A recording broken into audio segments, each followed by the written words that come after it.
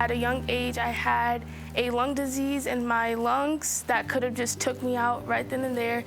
But God had a plan for me that I could continue, and at the fifth grade, I had a tumor on my thyroid that could have been cancerous, but luckily I came out strong. Growing up, I was definitely raised in a life starting out with a lot of challenges. Caused a lot of things growing up, like anxiety, depression, low self-worth, low confidence. And I fell down the same pattern of using drugs to cope. Granted, it wasn't like a good coping mechanism, but at the time, I thought it relieved the pain. My little brother, he passed away, and my oldest brother, he passed away as well. And then this recent year, my mom was diagnosed with cancer, and it's just been really tough. My mom was angry a lot, and at the time, I did not understand why. A lot of little things she would take out on me. So I was like confused, and I got really attached to her too. Like I remember being in middle school, like calling her to make sure she'll pick me up. Really, with my little brother, he doesn't talk to me about this stuff. He'll tell me when he's sad, and I'll try and comfort him then. But my sister, she doesn't like to open up about her feelings. I'm the same way, but she's like different about it. Essentially, I had a mother who wasn't the best. So I lived with her until I was 11. Life was pretty chaotic, and I said, eventually, I've had enough of this. I'm moving with my dad. Now, I heard bad things about my dad from my mom, but he ended up being the sweetest, most selfless guy that I ever met. And my father, once I lived with him, he helped turn my life around. I started trying in school. I started learning to be kind and more patient in life. Life was going good. During the pandemic, and I was online for my school year of 7th grade, I had a lot of eating stuff, which is called child obesity, and I would just sit at home in my bed all covered up to myself just eating, and I wasn't really active. I really didn't want to go outside, get fresh air or anything, so that kind of made me feel very insecure about myself and didn't want to do much. This was very, very difficult to live through, as my father was essentially my whole world. He's my best friend.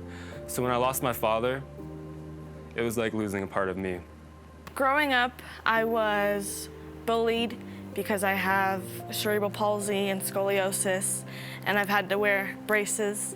And I didn't have very many friends because, elementary school, it's like, oh, she's weird because she looks like that. Kids are very judgy. So I have lost a lot of friends and family members in a short period of time.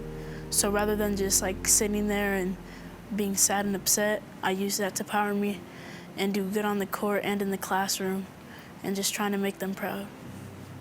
Peer mediation. I started this with my counselor and another teacher.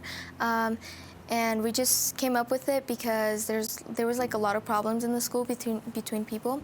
So we just it's like a mediation. We pull them both and we just have a talk, agree on something, and help them move on. I'm part of WEB, which it's a club where 8th graders and 7th graders help 6th graders when they first get to the school, and we show them around the school, we help them open their lockers, and there's a lot more, but that's my main one. Then I started many clubs just to help people's mental health, especially because it's a big problem now. I've inspired others to do the same as me because I feel like I've set an example that we're stronger than our trauma. In America, I feel like we're potentially culpable at perpetuating a mindset of self-victimhood where we want to be victims instead of moving forward. But in my experience, I find that each and every one of us has the power to move forward and be stronger than our trauma. So in my case, I hope that I've inspired people that they can move past any adversity in life, no matter how terrible it is. Starting off and going to college, I already got accepted into the community college, but after that, probably around 2 years, I want to enlist in the Air Force. I love living the little things in life, especially seeing my friends and family, because you never know when that last day is you're going to see them.